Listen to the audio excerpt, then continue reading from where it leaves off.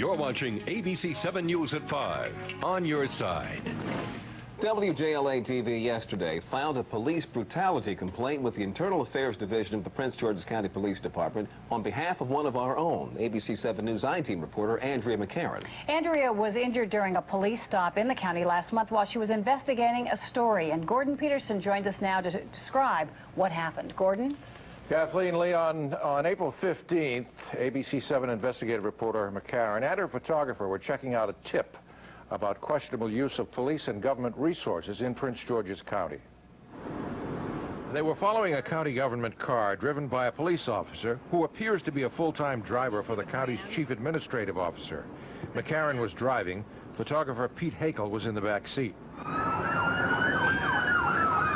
Suddenly, they heard the wail of police sirens and saw flashing police lights. Back at ABC 7, managing editor Dan Patrick heard a call on the Prince George's County Police scanner. Prince George's County Police were stopping a vehicle they said was suspicious in nature because there was someone videotaping them. When we first heard sirens and saw flashing lights, we assumed it wasn't us, and then all of a sudden we're surrounded. She's got a gun pulled on me. Okay, that's right, that's fine. At gunpoint, McCarran did as she was told.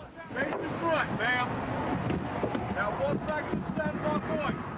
With her hands up, she walked backwards to the sound of the officer's voice. Moments later, a police officer roughly pulled her arms behind her back. Did you tell him at any time he was hurting you?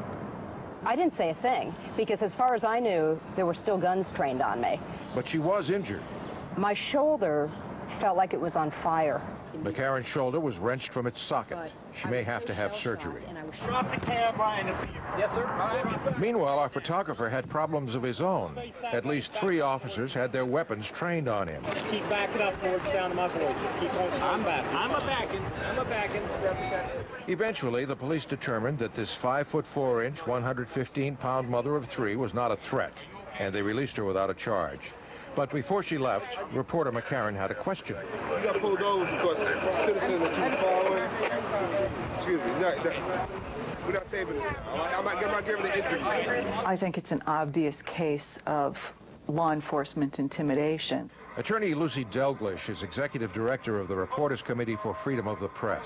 What I don't quite understand is what would be even slightly illegal about driving around town with a video camera. There is nothing illegal about that whatsoever. WJLA-TV has filed an official police brutality complaint alleging that Prince George's County police officers used excessive force against reporter McCarran.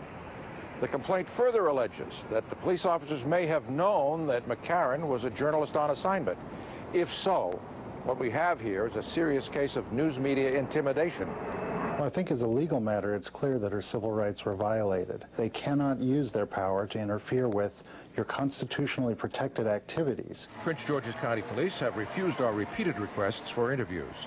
County spokesman Jim Carey told us they, meaning the police, had no suspicion that it was a news crew. The police department was responding to a call for a suspicious person following a police officer. There was a threat felt. As near as we can recreate it, this is what the officer saw in his rearview mirror when he called for assistance. In a post-9/11 world, can you understand the officer's apprehension looking back, seeing a vehicle he doesn't know driving behind him with something in the back seat? I'm a mother of 3. Most of the time I drive a beat-up minivan. It's hard for me to perceive the sight of me as a threat. Now 1 second, stand by point. With your hands up. And that's the question. Did the officers have to use force?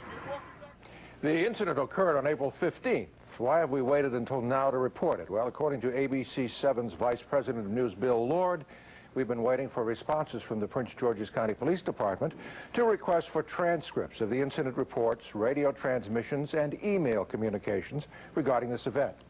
We've also requested dashboard videotapes from the 9 police cruisers on the scene, but we've been told that every single one of the federally required cameras was either inoperable or not running.